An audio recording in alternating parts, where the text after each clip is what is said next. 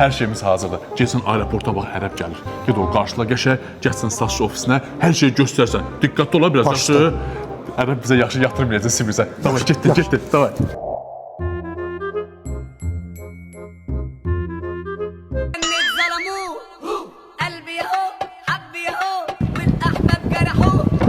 Ara. Welcome Sibrizi. Sibriz. Sibriz. Araba. Ay. Al Muhammed al Sibriz. Al hayat al vay.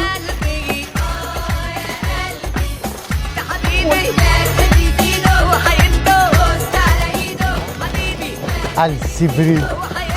Ay al money, al dirhem, al dollar boy.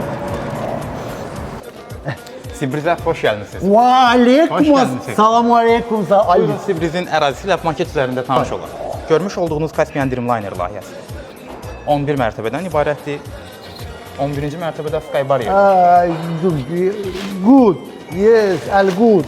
Şeyxlərə tövsiyə edə biləcəyim layihə Palm Beach layihəsi.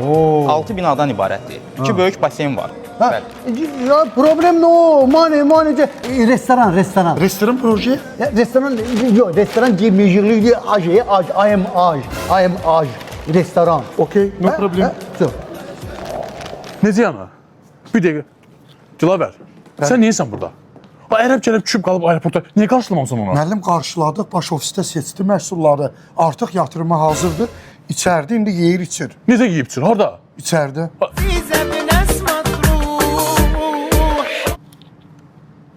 Bu dədə. Budur. Hələ 20-likdən xoşu gəldi, mənə də bir baskada 20-lik ver. Bir baskada 20-lik ver. 20 ərəbə verdin. Bəli.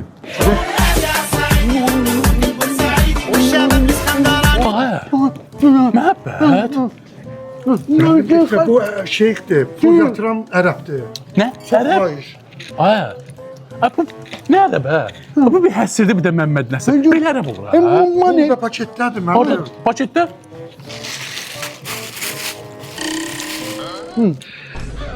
Budur bu. Ay. Ne de? Tamam, Allah dinle keçdin Sibrizəm. Var mən hadi burada çıxmışdı, çörək çıxmışdı. Mən tutulacaqdı ki, burada çörək var, qoyma. Mən bilmirəm. Bu hə burada. Eşlənmə. Bas bayra. Yaxşı. Davay. Yaxşı. Siz danışın, sonra tapışdım qayıtı. Çörək də yeyər. Davay getdi. Davay, qaç aeroporta qarşı ərəb. Tez.